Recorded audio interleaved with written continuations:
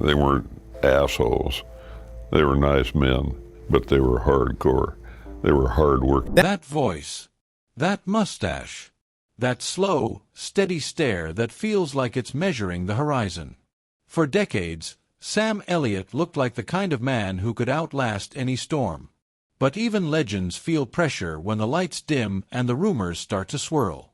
Lately, whispers about money stress and why he still works have followed him around, as if a career that spans generations could be reduced to a headline. The truth is far more human.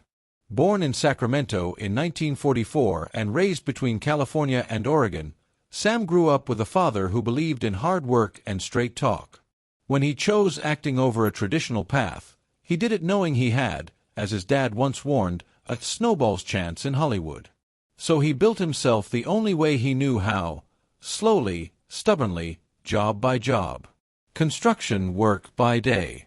Auditions by night. Small TV parts. Western roles that fit his frame and that unmistakable drawl. He didn't explode into fame. He earned it inch by inch. Through the 70s and 80s, he became the face directors trusted when they needed grit with a heartbeat. He carried films like a quiet current beneath the surface, whether playing cowboys, soldiers, bikers, or broken men searching for redemption.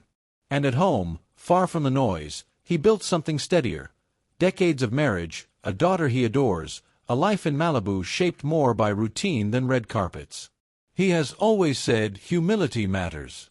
That you stay out of town. That you shovel what needs shoveling. Fame, to him, was never the finish line. It was just part of the ride. Then came the late career surge, performances so raw and restrained they reminded audiences he wasn't just a symbol of the American West. He was one of its finest actors. His Oscar-nominated turn in A Star Is Born felt less like a comeback and more like long-overdue recognition. It's about time, he joked, but beneath that humor was decades of patience. Even controversy couldn't erase that legacy. When harsh words about a fellow filmmaker sparked backlash, he did something rarer than defiance. He apologized. Directly. Publicly.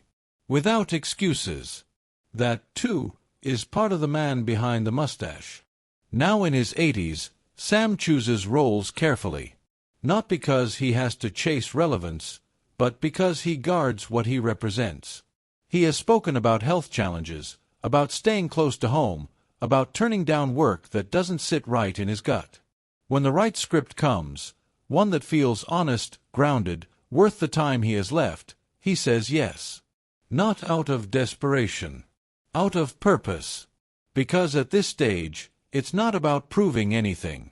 It's about protecting peace, honoring family, and leaving the kind of legacy that doesn't fade when the rumors do.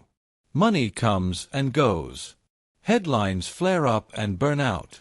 But dignity, craft, the respect of your peers and the love waiting at home? That's what lasts.